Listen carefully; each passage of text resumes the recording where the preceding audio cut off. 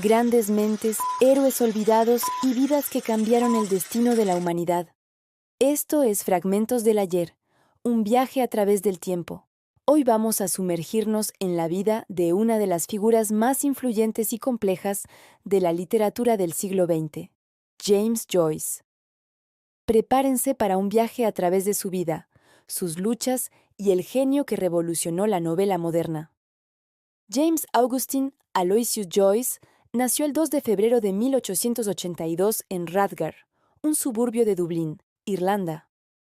Fue el mayor de 10 hijos sobrevivientes en una familia que, al principio, gozaba de una buena posición económica. Su padre, John Stanislaus Joyce, era un hombre carismático y con un gran talento para el canto, pero también era derrochador e inestable, lo que llevó a la familia a una espiral descendente de pobreza y deudas. Esta caída en desgracia y la figura de su padre marcarían profundamente la obra de Joyce. La educación de Joyce fue de primer nivel, a pesar de las dificultades económicas. Gracias a su inteligencia, asistió a prestigiosos colegios jesuitas como Clongowes Wood College y Belvedere College. La estricta educación católica y la disciplina jesuita moldearon su intelecto, pero también sembraron en él las semillas de la rebelión. Desde joven, Joyce desarrolló una relación conflictiva con la religión y con el nacionalismo irlandés, dos fuerzas que dominaban la vida en Dublín y que él sentía como redes que intentaban atrapar su alma. En 1898 ingresó en el University College Dublin, donde estudió lenguas modernas, específicamente inglés, francés e italiano. Fue un estudiante brillante, aunque a menudo desafiante. Se sumergió en la literatura europea, sintiendo una especial admiración por Henrik Ibsen, el dramaturgo noruego. Joyce aprendió noruego para poder leer a Ibsen en su idioma original y escribió un ensayo sobre su obra que incluso llegó a manos del propio dramaturgo, quien le envió una nota de agradecimiento. Este fue uno de los primeros reconocimientos a su agudo talento crítico y literario. Después de graduarse en 1902, Joyce sintió que Dublín era un lugar sofocante, un centro de parálisis, como él lo llamaba. Decidió que, para convertirse en el artista que deseaba ser, debía marcharse. Se fue a París con la intención de estudiar medicina, un plan que abandonó rápidamente. Vivió en la pobreza, escribiendo reseñas y poemas mientras intentaba abrirse camino como escritor. Sin embargo, tuvo que regresar a Dublín al año siguiente debido a la enfermedad terminal de su madre. La muerte de su madre en agosto de 1903 fue un golpe devastador. Su negativa a arrodillarse y rezar junto a su lecho de muerte simbolizó su ruptura definitiva con la fe católica y su familia. El año 1904 fue crucial en la vida de Joyce. El 16 de junio de ese año tuvo su primera cita con Nora Barnacle, una joven de Galway que trabajaba como camarera en el Finn's Hotel de Dublín. Este día, el 16 de junio, se convertiría en la fecha en la que transcurre toda la acción de su obra maestra, Ulises. Nora fue el ancla de su vida, su compañera inseparable a pesar de las tormentas. Era una mujer sencilla, con los pies en la tierra, que contrastaba con la complejidad intelectual de Joyce. Juntos, decidieron abandonar Irlanda para siempre en octubre de 1904. Este fue el comienzo de su autoimpuesto exilio. La pareja se estableció primero en Pola, en el Imperio Austrohúngaro, donde Joyce consiguió un trabajo como profesor de inglés. Luego se mudaron a Trieste, una ciudad portuaria cosmopolita que se convertiría en su hogar durante más de una década.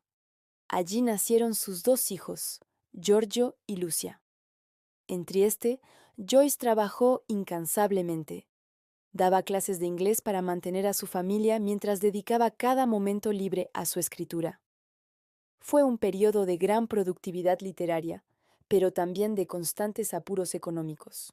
En 1914, Joyce publicó Dublineses, una colección de 15 relatos cortos que había estado intentando publicar durante casi una década. Los editores temían la reacción del público ante la cruda y honesta representación de la vida dublinesa, con sus frustraciones y su parálisis moral. Cada historia es una epifanía, un momento de revelación súbita en la vida de sus personajes. El libro termina con el magistral relato Los muertos, una meditación melancólica sobre la vida, la muerte y la identidad irlandesa. 2 años después, en 1916, se publicó su primera novela, Retrato del artista adolescente. Esta obra es una novela de formación semi-autobiográfica que sigue el desarrollo intelectual y espiritual de su alter ego, Stephen Dedalus, desde la infancia hasta su decisión de exiliarse de Irlanda para forjar su conciencia como artista. Aquí Joyce comienza a experimentar con la técnica del flujo de conciencia, que llevaría a su máxima expresión en su siguiente obra. Con el estallido de la Primera Guerra Mundial, la familia Joyce, como ciudadanos británicos en territorio austrohúngaro, se vio en una situación precaria. Se mudaron a Zúrich, en la neutral Suiza. Fue en Zúrich donde Joyce comenzó a escribir su obra más ambiciosa y revolucionaria, Ulises. Con el generoso apoyo de su mecenas, Harriet Shaw Weaver pudo dedicarse por completo a este proyecto monumental. Ulises narra las andanzas de Leopold Bloom, un agente de publicidad judío, a lo largo de un solo día en Dublín, el 16 de junio de 1904. La novela es un eco moderno de la Odisea de Homero. Cada episodio del libro se corresponde con un episodio de la epopeya griega, pero trasladado a la vida cotidiana y a los pensamientos íntimos de sus personajes. Joyce utilizó una deslumbrante variedad de estilos literarios y, sobre todo, perfeccionó el monólogo interior para sumergir al lector en la mente de Bloom, su esposa Molly y el joven Stephen Dedalus. La publicación de Ulises fue una odisea en sí misma. Partes de la novela se publicaron por entregas en la revista estadounidense The Little Review, pero fueron prohibidas por obscenidad. Ningún editor en el mundo de habla inglesa se atrevía a publicarla. Finalmente, fue Sylvia Beach, la dueña de la legendaria librería Shakespeare and Company en París, quien valientemente decidió publicar la novela completa. Ulises vio la luz el 2 de febrero de 1922, el día del 40º cumpleaños de Joyce. La obra fue aclamada por unos pocos como una obra maestra y condenada por muchos otros como incomprensible y pornográfica. Hoy en día, es considerada una de las novelas más importantes jamás escritas. Después del éxito de Ulises, la familia Joyce se estableció en París, que se convirtió en el epicentro de la vanguardia artística de los años 20.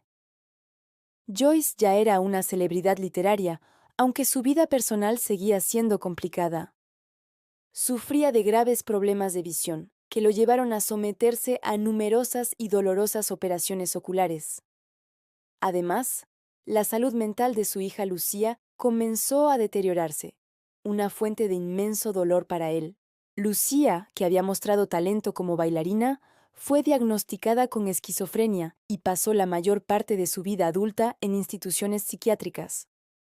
A pesar de estas dificultades, Joyce se embarcó en su último y más desafiante proyecto literario, una obra que le llevaría 17 años completar. Publicada en 1939 como Finnegan's Wake, esta novela es quizás el libro más experimental y difícil de la literatura occidental.